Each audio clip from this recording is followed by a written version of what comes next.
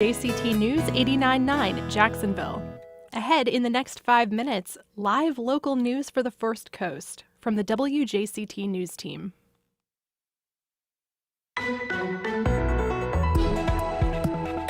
Mayor Lenny Curry promised to remove all of the city's Confederate monuments. So why are some of them still standing? I'm Melissa Ross, and just ahead this hour on First Coast Connect, the latest on the long effort by local activists to bring down Confederate monuments and memorials around the city. That's coming up. Then later, the current estimates of approximately 237,000 individuals in Northeast Florida are facing food insecurity. Of that, that's 1 in 7 adults and 1 in 5 children. How you can do your part to help the food insecure here on the First Coast this Hunger Action Month. All of that and more is just ahead.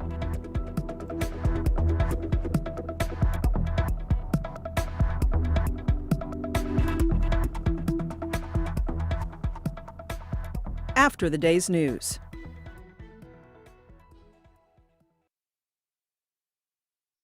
Live from NPR News, I'm Corva Coleman. The United States has formed a new defensive alliance with Australia and with the United Kingdom. This is intended to increase the country's security in the Indo-Pacific region. President Biden held a teleconference with United Kingdom Prime Minister Boris Johnson and with Australian Prime Minister Scott Morrison. Morrison says that for years, Australia has enjoyed a benign environment, but he says that has changed. We have entered, no doubt, a new era with new challenges for Australia and for our partners and friends and countries right across our region. As part of the new pact, the United States will provide Australia with the technology to build nuclear-powered submarines. These will not carry nuclear weapons. The three leaders did not mention China in their statement, but President Biden has often discussed China's growing power in the Pacific region as a threat to the U.S. The Justice Department is appealing a controversial bankruptcy deal for drug maker Purdue Pharma. The company produces the opioid OxyContin. The Justice Department wants the settlement to be put on hold until legal challenges are settled. NPR's Brian Mann has more. Justice Department officials have repeatedly blasted one provision of this plan that grants immunity from opioid lawsuits to members of the Sackler family who own the drug company. The Sacklers have agreed to pay roughly $4.3 billion as part of the deal.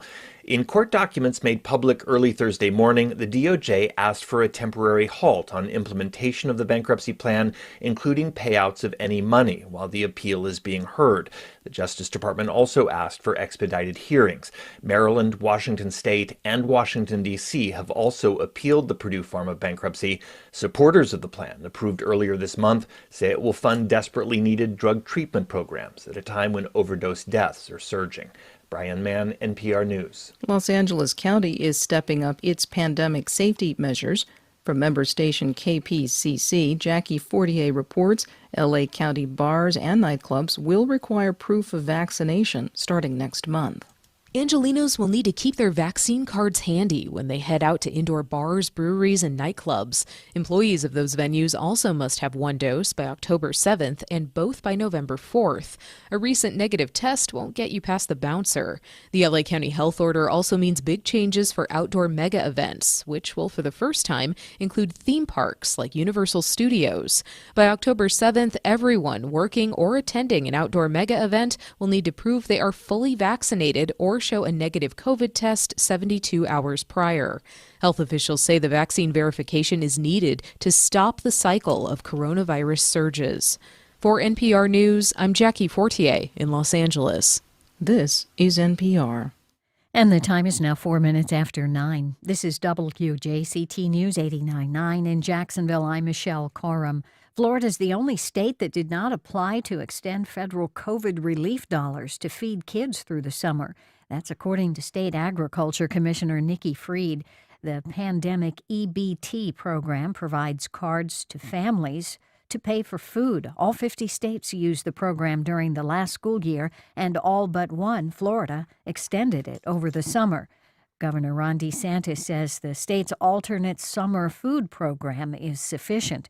But Freed says the governor should not be turning down free federal money to help kids. Even with the programs over the summer, that is never enough food. If you talk to any teenager, any growing child, the food that they may get, even with the summer programs, is never going to be enough for a family. And especially during hard times like we are dealing with right now. More than 600,000 Florida children are eligible, and the state could still apply to get the funds allocated for this past summer. An effort to allow local governments to restrict smoking on beaches and in public parks is back on the Florida legislature's agenda. Bills filed yesterday in the House and Senate would create an exemption to an existing law that gives the state sole control of where the smoking is allowed. The bills are being considered as part of the 2022 legislative session, which starts January 11th. And right now it's overcast and 78 degrees in Jacksonville. Mid-80s this afternoon. Storms anytime after noon today. Support for NPR comes from NPR stations. Other contributors include Raymond James, a firm focused on transforming lives, businesses, and communities through tailored wealth management, banking, and capital markets solutions. Learn more at raymondjames.com. And Americans for the Arts.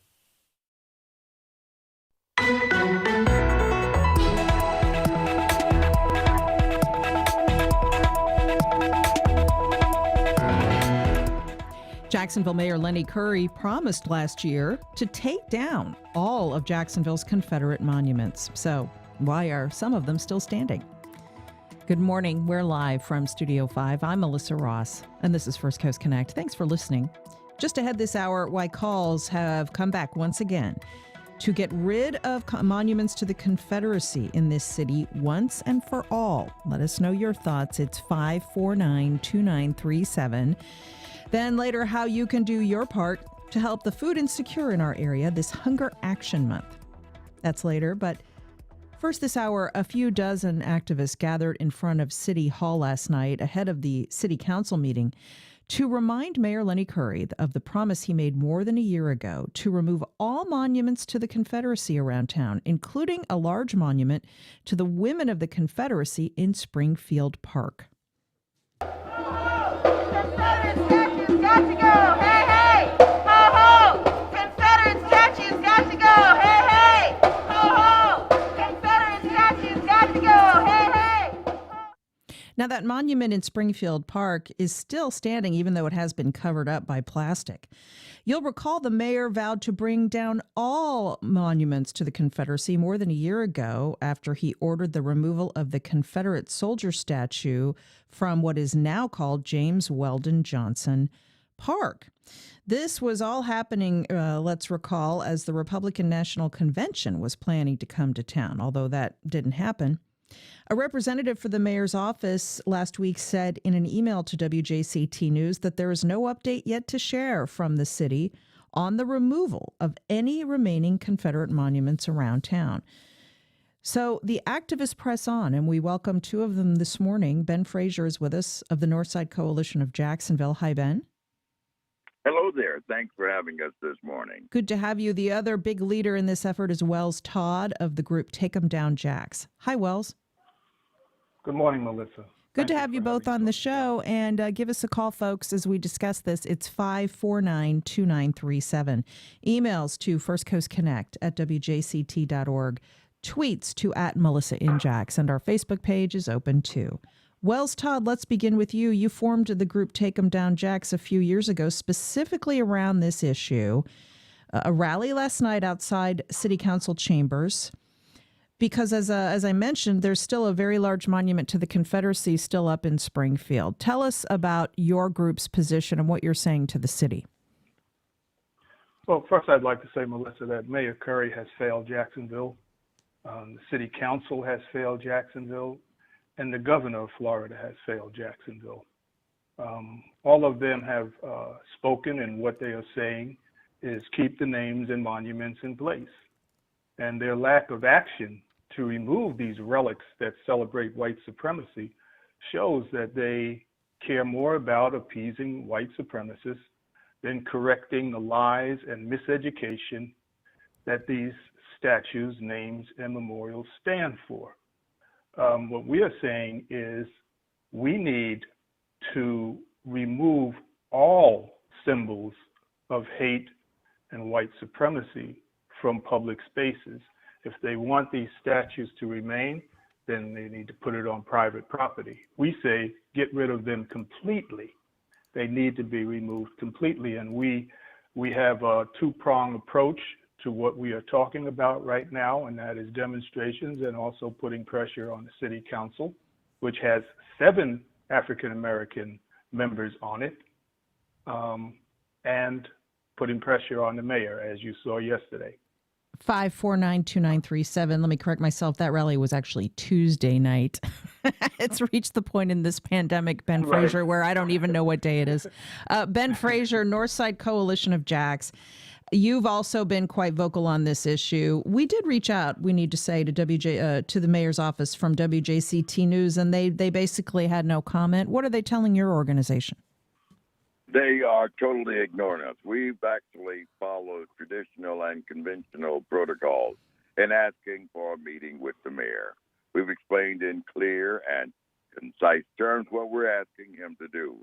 However, emails and calls to several of his assistants have been ignored. The mayor is shutting us down and shutting us out. He's continuing his bully politics, his old boy politics.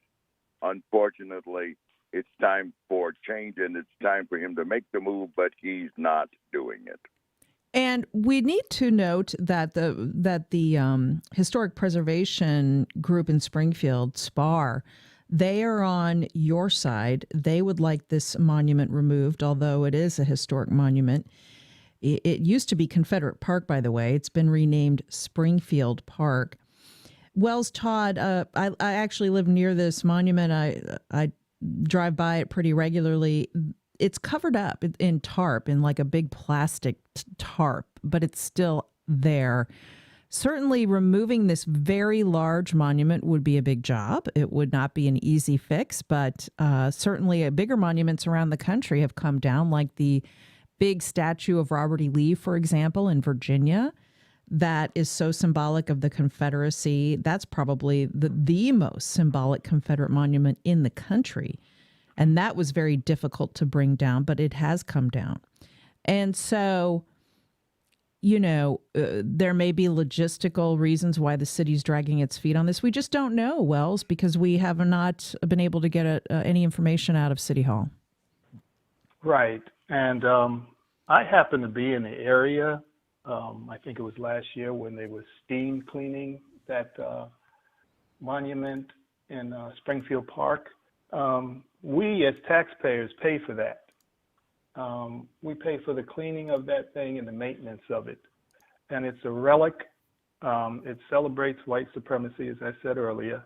And I would like to speak directly to the United Daughters of the Confederacy chapter that is here in Jacksonville, who have remained silent on this matter.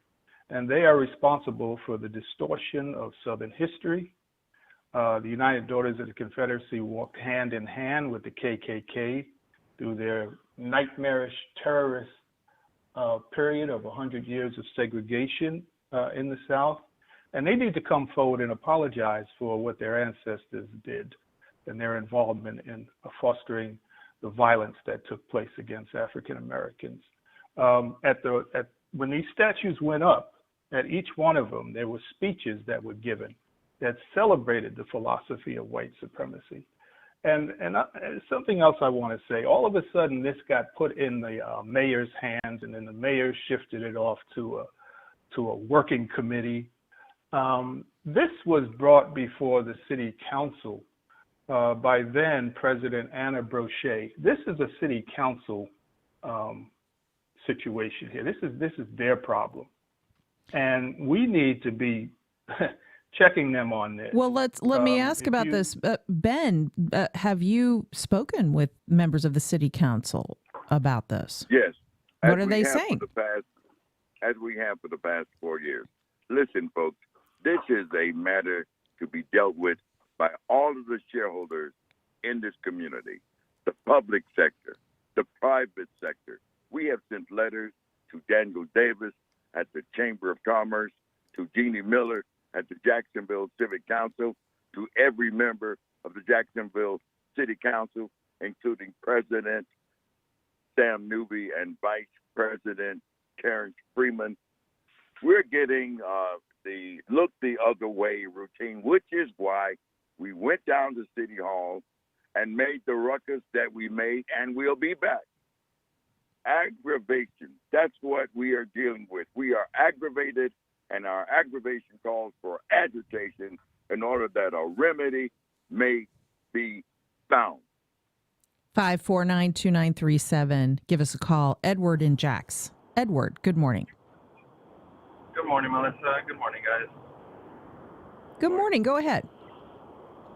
So my comment would be, it's just if the statues, I understand taking down the statues and removing them from the public space, but if they're meant or if the purpose for it is to actually educate what the Confederate statues were and why they were erected in the first place, I feel like they would be more important maybe placing them somewhere where education would be its purpose, and maybe not in a public space, but somewhere where an institution that has the ability to do that, if that makes sense. All right, Edward, thank you for that. Wells Todd, throughout this whole era of monument removal all over the country, not just Jacksonville, there have been some who've said that. Why not put some of these monuments in a museum and contextualize them to educate people about racism, slavery, the Confederacy, and Jim Crow? What say you? I think the problem here is that education should come from our schools, the institution of learning. In Germany, they still teach the horrors of what the Nazis did, what Hitler did. We don't even know about Reconstruction in this country is not taught in schools. The terror campaign against African Americans, the struggles and resistance against slavery. These statues being put in a museum with the same tagline that they have right now, that the Civil War was fought for states' rights, won't change anything. What people have to understand is they do not really know the history of their own country. So when people say you want to get rid of history, no, what we want to do is correct history. And it looks like what's going to have to happen is that we're going to have to fill the streets of Jacksonville like we did last summer around police brutality before there's some movement here. My thing is right now is that we need thousands of people to come out like they have done in other states like New Orleans. And so this is what is going to take place because it's going to have to, because these politicians, they don't move until the people move. And that is a situation that's been proven through history in this country. I think also, Wells, that we must begin the education process on radio programs just like this. There's some people who really don't grasp why we want these monuments gone. Folks, this is not about brass, metal, or stone, or attempting to erase history or to attack Southern heritage. What we're fighting against is what these monuments represent. They represent racial hatred. They represent white supremacy. They represent man's inhumanity to man. We are not forced to pay for the maintenance of these monuments, which were designed to perpetuate keeping my people in chains. Taxpayer money should not be meant to maintain these on public property. Can I ask you both? The monument to the women of the Confederacy is the focus right now. As I mentioned, it's a very large stone monument in Springfield Park. It is covered up with plastic, at least part of it. Are there any other monuments or memorials still on the list that you're asking City Hall to also remove? Are there any still left? Of course, the big one in the former Hemming Park of the Confederate soldier, now James Weldon Johnson Park, that's gone. But are there others besides the one in Springfield?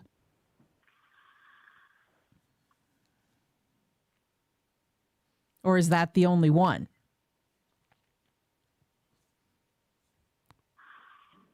Guys, can you hear me? Do you know of one? Certainly.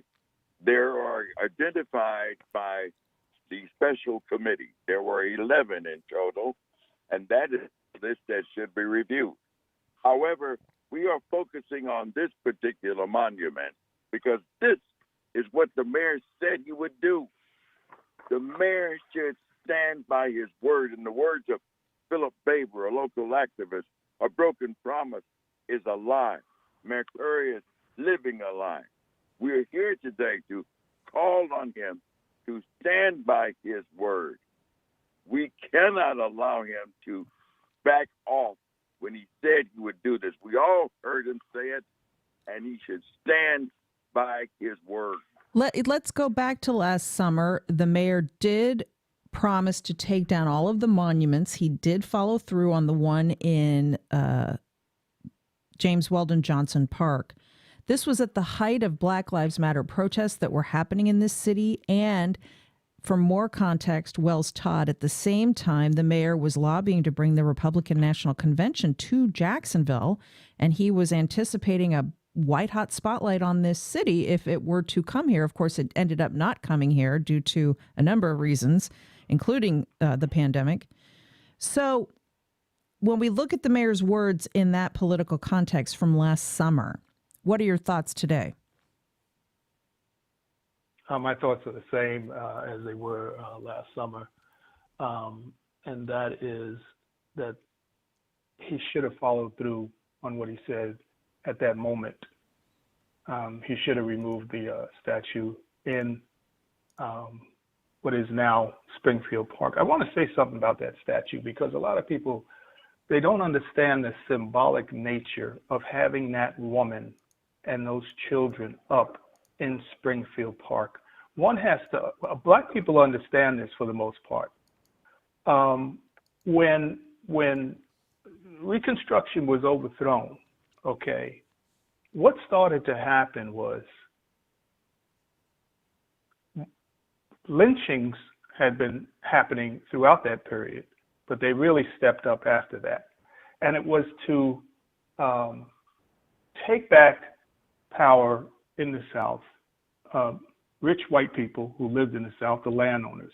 But what you have to understand is that one of the techniques they used, one of the propaganda tools, was that Black men were going around and raping white women, okay? And many, many cases where Black people were trying to vote, they would be lynched under the guise that they had said something to a white woman improperly or looked at a white woman or touched a white woman. That never happened. And so this statue is an affront to African Americans, especially African American men who were lynched, who were hung from trees because they wanted to vote. And then they were charged with touching a woman. And it's the same excuse they used to burn down our communities. It was the same excuse they used to gun people down in Oklahoma. And so we are saying, remove this relic of white supremacy now. We have to get on with the job of re-educating people about the South, which they know nothing about. All right? And we need to move forward.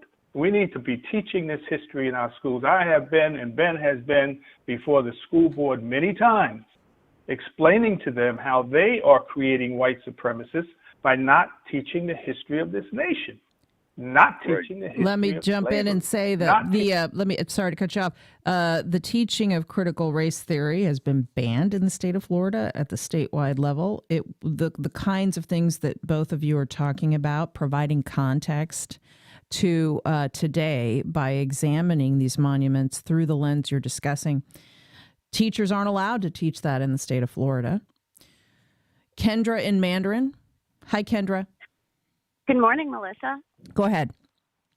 Well, I'd like to say, since your comment just a moment ago was that critical race theory has been disallowed in Florida schools, as a former educator, I have to say it is incumbent upon teachers to teach history and all subjects with accuracy. So I think discussing critical race theory is an important point here, and also bringing up the lost cause. History has already been rewritten, and I think to simply examine the idea critical theory in any topic, critical law theory, critical race theory, is simply the examination of our history. We can't just sweep it under the rug. Secondly, I'd like to say that when we put a monument, a statue, something in a public square, like in the middle of a public square, that is giving the impression that this was a celebratory event, or this person should be revered. And I think that's just very inappropriate. I love the idea of putting these in a Confederate museum. No one's trying to destroy the past. No one's trying to throw things in the garbage. I think they need to be simply relocated and contextualized. And thank you. Thank you, Kendra. By the way, let me just point out, critical race theory wasn't being taught in our schools to begin with. Mainly it's taught in law schools. Ben Fraser, critics of the move to ban critical race theory in Florida schools call it performative because it wasn't being taught to begin with. That said, what you're calling for is an accurate teaching of history. I just wanted to point that out. And what about her comment that when you have these monuments in public parks and public squares, that is a way of honoring. And so people all over the country calling for these removals are saying that these historical figures do not deserve a place of honor. I think we've reached the point where we recognize that these people should not be honored. The question now before us is, what are we going to do about it? We need people who are going to stand up. We need Dunn and Bradstreet, who moved here from New York, to stand up. We need National Fidelity to stand up. What we're talking about is the captains of industry, the big ballers and the shot callers, to let us know where we are on this. The big issue here is that there's a problem with racial relations in this town. The mayor doesn't get it. It's time for us to move forward with regard to racial reconciliation and to address our cares and concerns. This monument is one of them. Let's be honest and straightforward in our discussion. Let's sit down and talk.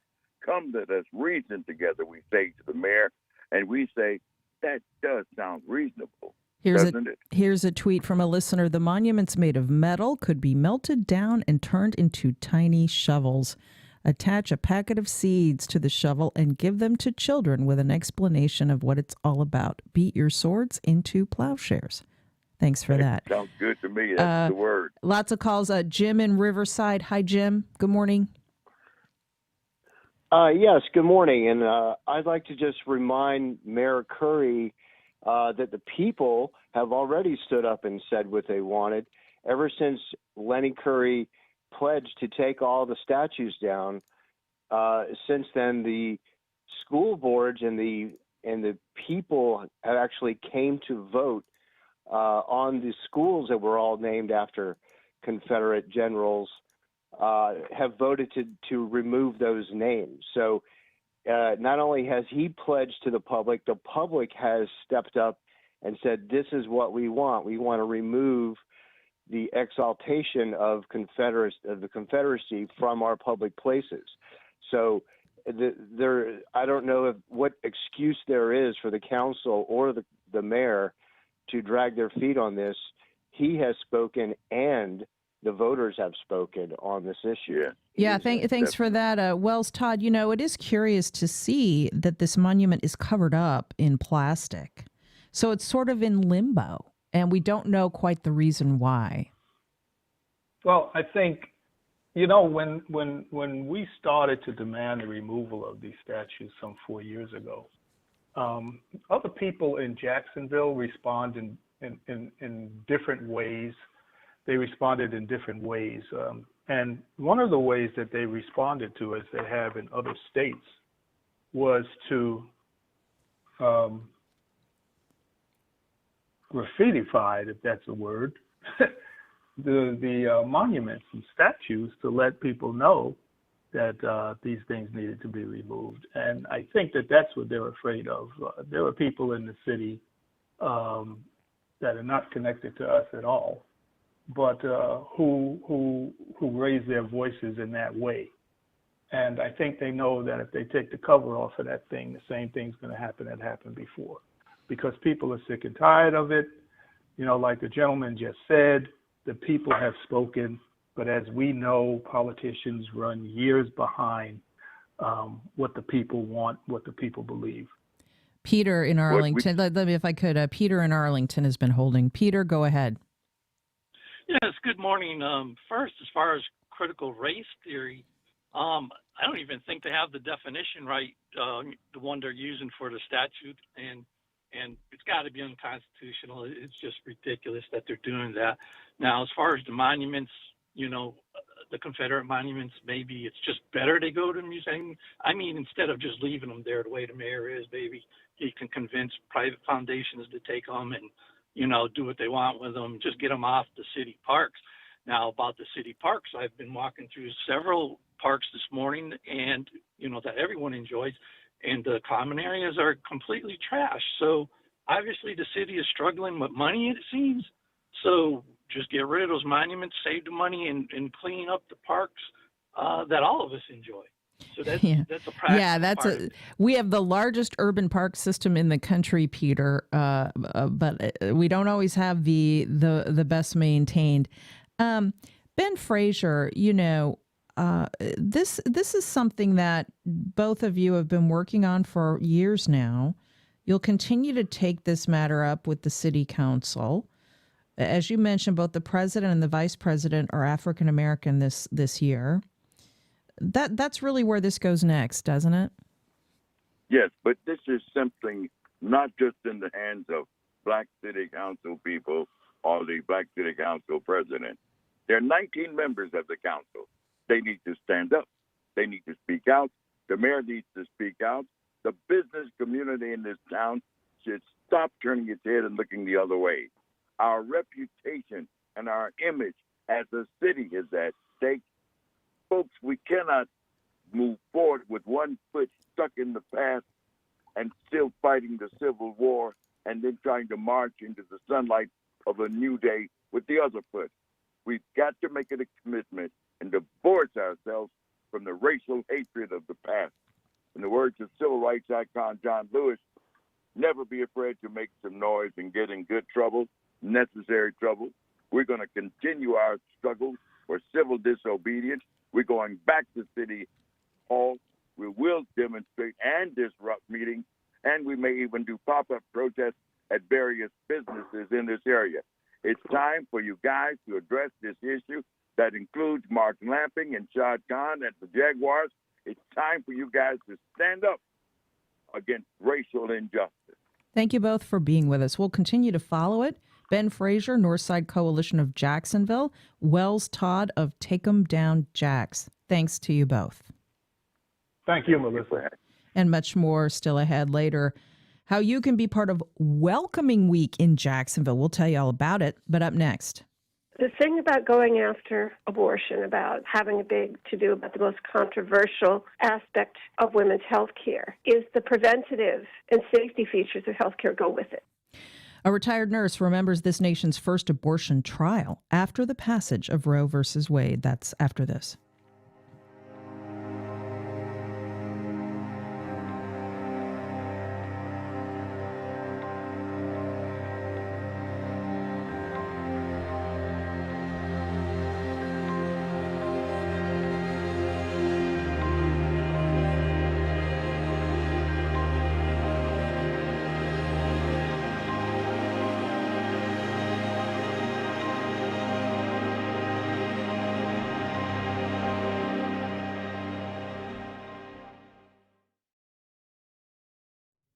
Well, local retired nurse Mary Marcus was in the courtroom when this nation's first abortion trial took place after the passage of Roe versus Wade. In 1975, a Boston physician named Dr. Kenneth Edelin was convicted of manslaughter for performing a legal abortion. Now, that conviction was later overturned on appeal. It was a landmark test of medical, legal, religious, and political questions surrounding abortion in America. Well, these discussions are back once again in full force after a law passed in Texas basically banning abortion. And Mary has thoughts on a potential new Florida law that would pattern itself after the Texas statute. I spoke with her, and here's that conversation. So, Mary, take us back to the 1970s when you were at the trial of the first real challenge to Roe versus Wade. It was 1975. I had been volunteering at a charitable organization and heard that there was a trial in Boston. And so I was curious about it and went. The vibe in the courtroom was really intense. Strangely enough, I happened to go on a day that the delivery room nurse was testifying. At that time, you actually stood up in front of the courtroom and did it. So she had to walk through the whole courtroom and then stand up and give her testimony. And basically what they were asking her was whether there had been a clock in the delivery room. A lot of the testimony was based on the fact that the doctor in question had held the baby's head up against the womb to smother it and looked at the clock to time it to make sure that the baby wasn't breathing when the doctor delivered it. This wasn't true, but that's what they were alleging.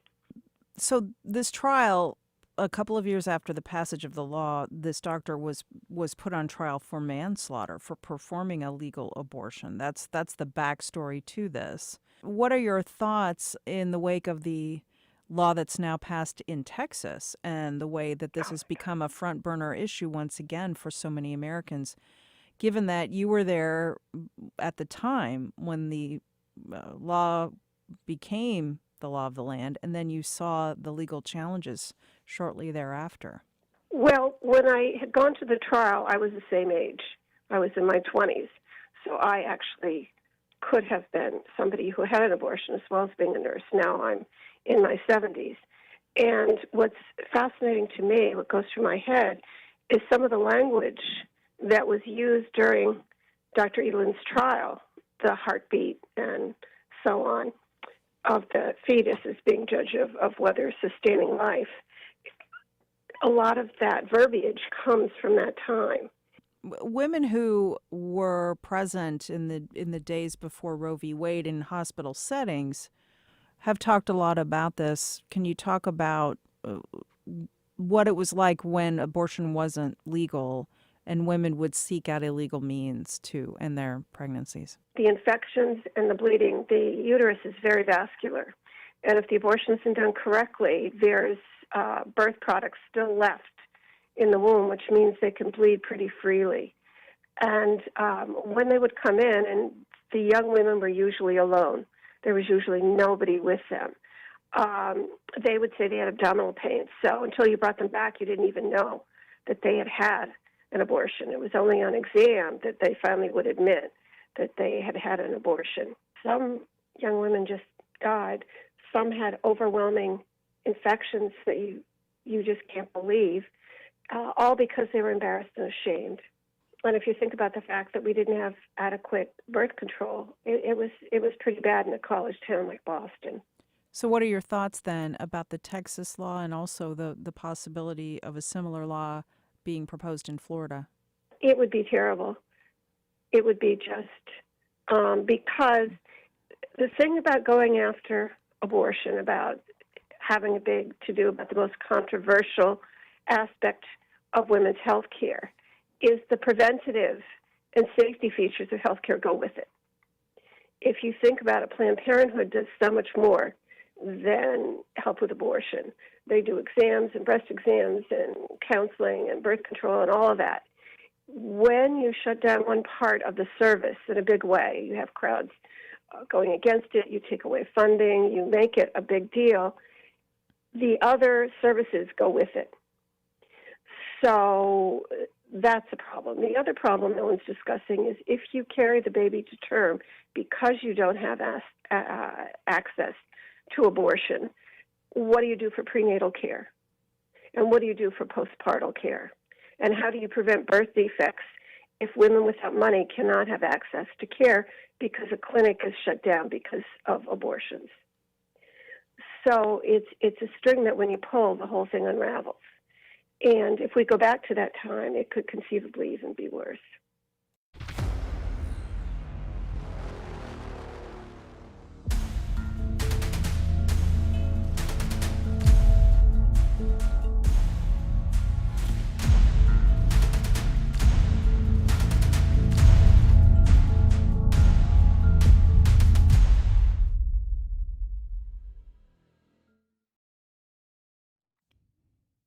Well, this is Welcoming Week, a time set aside to celebrate the contributions of immigrants.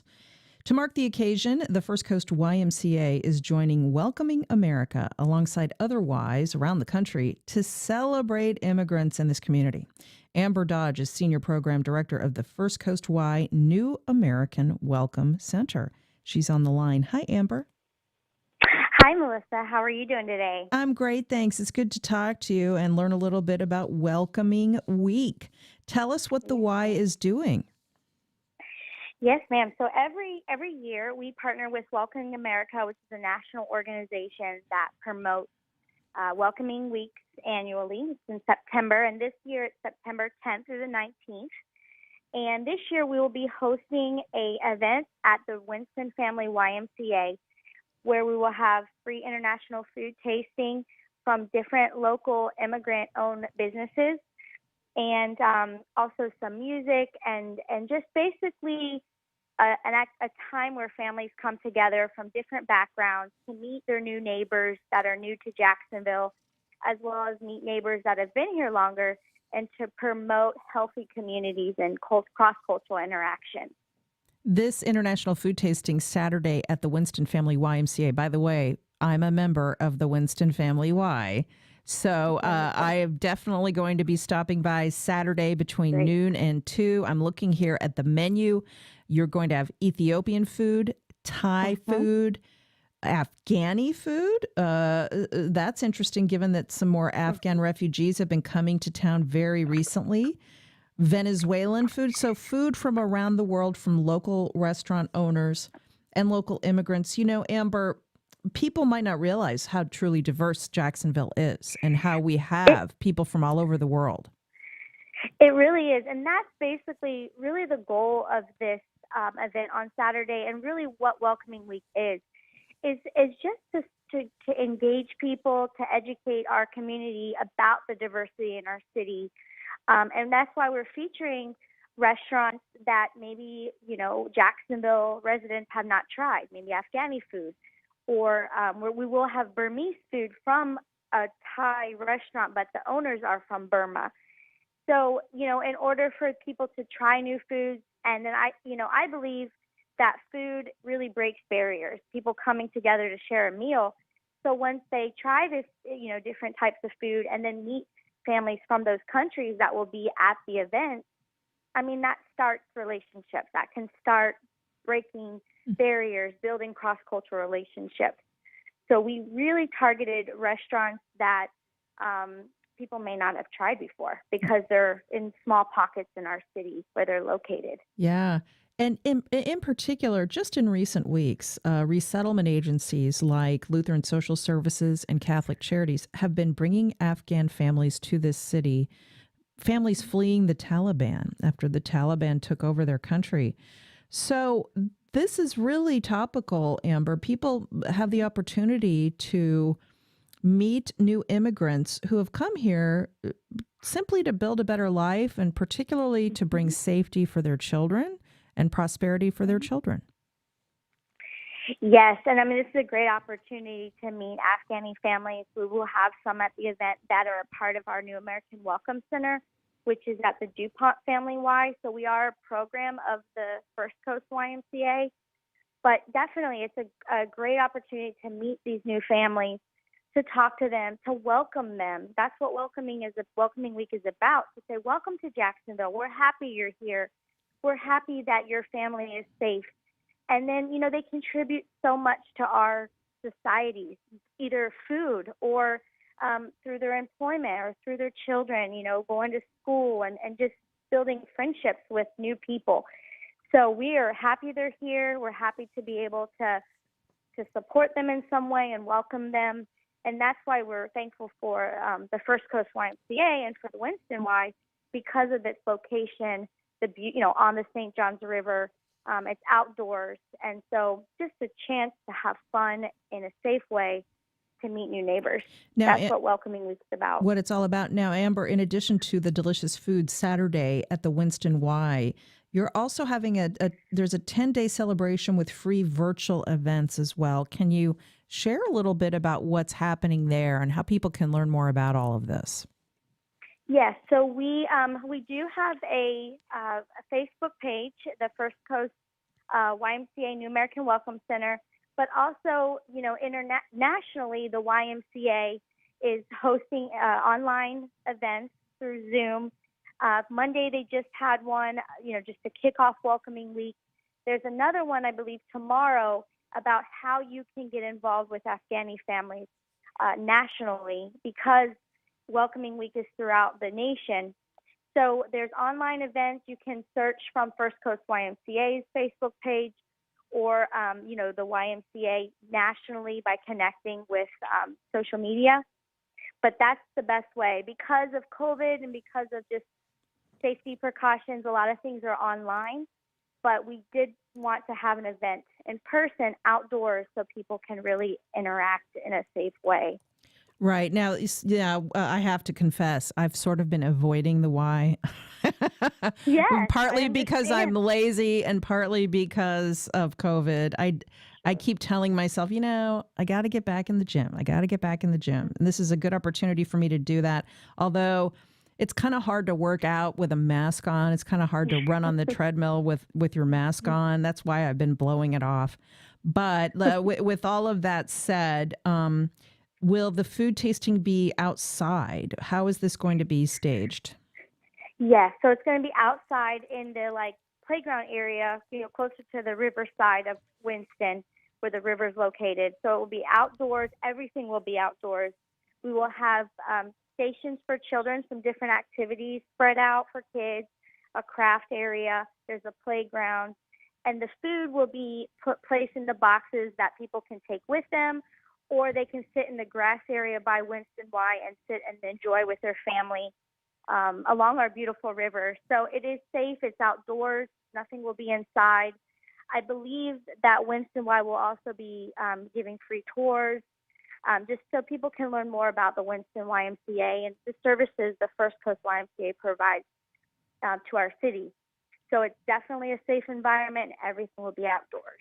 And free, right? This is like a free food festival. Free. Everything's free, folks.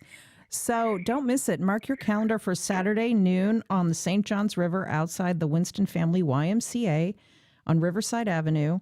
A free international food tasting event. Taste your way through the delicious restaurants of Jacksonville as part of Welcoming Week. And check out the First Coast YMCA's New American Welcome Center at the DuPont Family Y Youth Development Campus at Old Kings Road. And Amber Dodge, Senior Program Director of that center, with us. This is great stuff, Amber, and I look forward to seeing you there. And I think I'm going to work out and then go reward myself with some delicious food at noon. Thank you so much, Lisa. Yeah, I hope to see people come out and meet new families to Jacksonville. Thank you so much for your time. Thank you so much. See you there on Saturday. Now, speaking of food, everybody, a quick break, but in a moment, we'll tell you how you can support Feeding Northeast Florida, because it is Hunger Action Month, and how you can help the thousands of food insecure families right here in our area. That's coming up in just a few minutes. We'll be right back. You're listening to First Coast Connect on 89.9. Don't go away.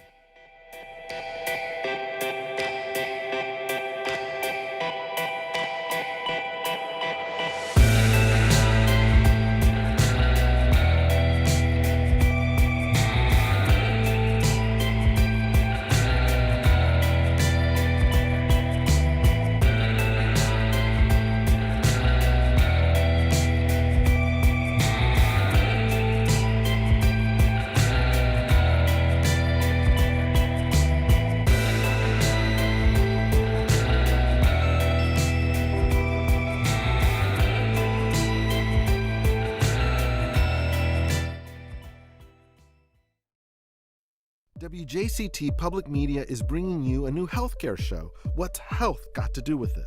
Our goal is to help you navigate all things health and healthcare and get you the answers you deserve.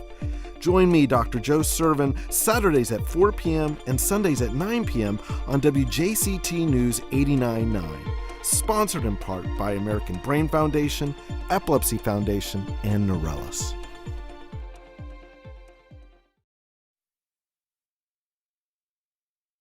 Ascension St. Vincent's. CARE is listening and delivering personalized plans from a team of specialists dedicated to providing the latest technology and treatment at every step.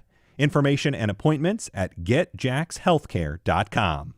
St. Johns County Cultural Events Division presents Sing Out Loud Festival in St. Augustine, September 10th through 26th. Over 100 performances, including TLC, Parquet Courts, Yola, Patty Griffin, and Mayday Parade. Info at singoutloudfestival.com. Congaree & Penn, dedicated to agriculture and culinary endeavors, offering field-to-fork dining and outdoor experiences on over 300 acres. Sip, dine, explore. Information at congareeandpenn.com. WJCT Public Media and the Florida Theater present Spyro Gyra, performing live at the WJCT Soundstage on Thursday, September 30th, 2021 at 7:30 p.m. Visit jaxmusic.org/events for tickets. On the next Fresh Air, the fight to keep independent journalism alive in small-town America. We speak with Art Cullen, who runs a newspaper in Storm Lake, Iowa, along with his brother, wife, and son. Cullen, who won a Pulitzer Prize for taking on local agribusiness interests, is featured in the new documentary Storm Lake. Join us. Today at noon on WJCT News 89.9. Across the country, school board meetings are getting out of control. You're going to cause me and a lot of these other people that can afford to homeschool our kids to withdraw our kids from your school system. Parents and activists are organizing to make sure they win elections to school boards next year. A look at what's behind the shouting matches and the moves to shake up our schools, next time on 1A. Today, starting at 10 on WJCT News 89.9.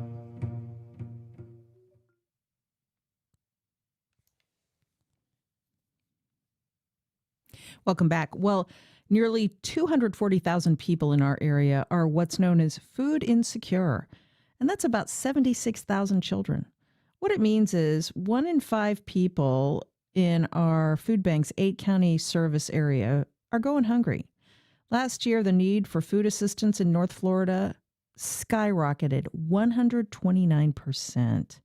And many of these, nearly half of the people that were served early in the pandemic especially, had never asked for help before.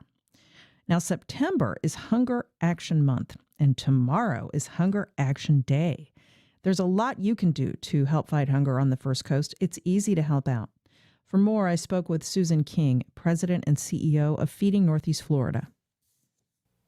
Susan, good to talk to you. So recently, Feeding Northeast Florida took part in a roundtable in partnership with the White House COVID response team. You had the opportunity to talk about food insecurity in our area and the effects of the pandemic. Tell us about that. Well, hello, Melissa. It's great. It's great to be with you today. It was a really interesting and I think fruitful discussion. A lot of community members from various vantage points, really discussing the reality of what we are all seeing on the ground.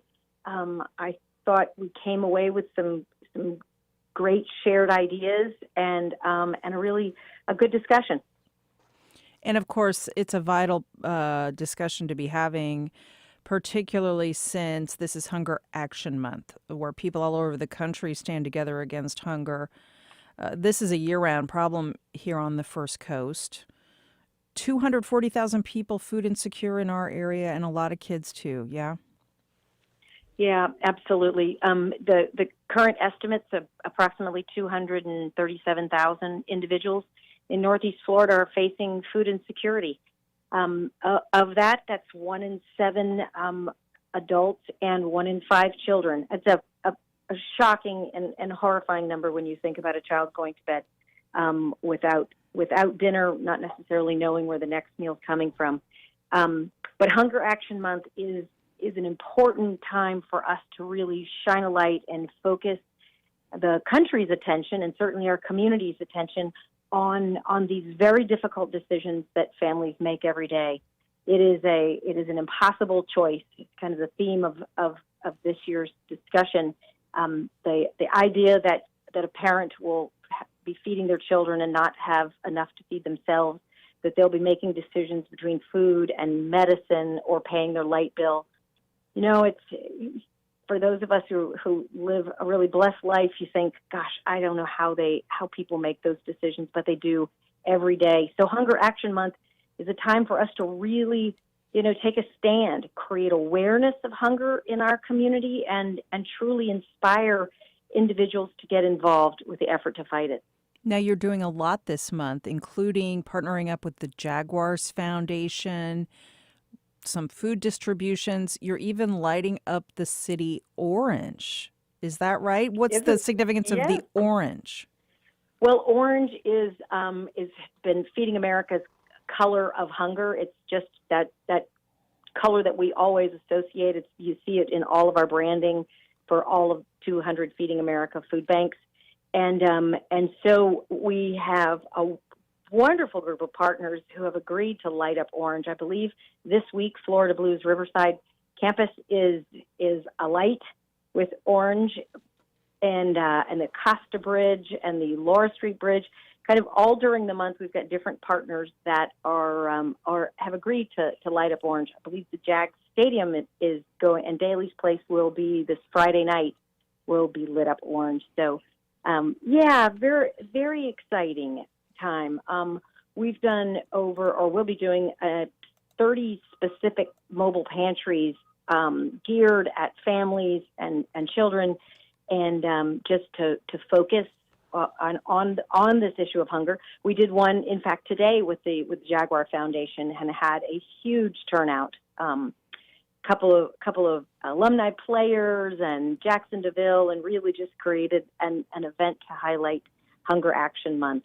We've also been hosting Hunger Action Month volunteer days each Saturday during the month of September, specifically kind of preparing for the holidays that'll be ahead of us in the next couple of months, and really inviting new volunteers into our warehouse, and that's been great. If anybody's interested, it's an easy sign-up form on our website.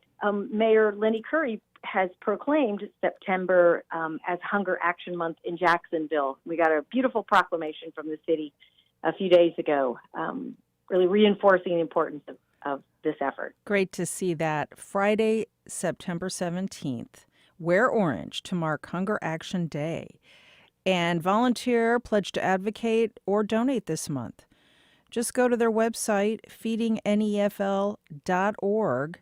Do your part to fight hunger on the First Coast. The demand is through the roof for help in this pandemic. Susan King, President, CEO of Feeding Northeast Florida, thanks so much. Thank you so much. And thanks for listening, everyone. Thanks also to Heather Schatz and Catherine Hobbs, both out for Yom Kippur today. We look forward to seeing them again tomorrow. Josh Torres, our director, always keeps this plane flying. And our editorial director is Jessica Palumbo. Keep the emails coming. We like your feedback. Send them to firstcoastconnect@wjct.org. I'm Melissa Ross. We'll be right back here again at 9 a.m. tomorrow for our Friday Media Roundtable. Have a great day. Be safe.